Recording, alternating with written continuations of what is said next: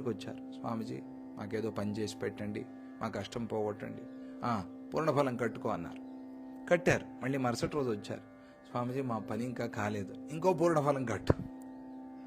ఇలా 40 సార్లు చెప్పేసరికి వీళ్ళకి అనిపించింది ఇదేదో మాటి మాటికి చెప్తున్నారు, వ్యాపారం ఉన్నట్టుంది అని అనుకుని ఇంకోళ్ళని ఎవరినో పోయి అడిగారు.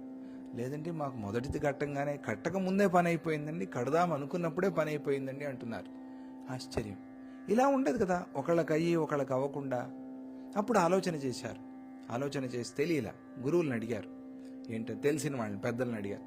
ఏమండి ఇట్లా పూజ్య స్వామిజీ వారేమో పూర్ణఫలం కట్టమని చెప్తున్నారు, ఒకళ్ళకేమో కట్టక ముందే కట్టాలనుకున్నప్పుడే పనులు అయిపోతున్నాయి, నాకు 40 కట్టినా కూడా కాలేదు అంటే ఆ పెద్ద మనిషి ఏం చెప్తారు, మీ మనస్సు సరి చేసుకుని మనస్సు ద్వారా మనస్సు పెట్టి ప్రార్థన చేసి కట్టండి అని చెప్తారు. దాన్ని బట్టి ఏమర్థమైంది, ఓహో మనస్సు కలిస్తే సత్య సంకల్పత్వం అనేది మనకి పనులు చేసి పెడుతోంది. అందుకనే ప్రార్థన చాలా అవసరం. ప్రతిరోజు ప్రార్థన చేసి ఉండటం వల్ల ఏమైంది, ఫ్రీక్వెన్సీ కలిసి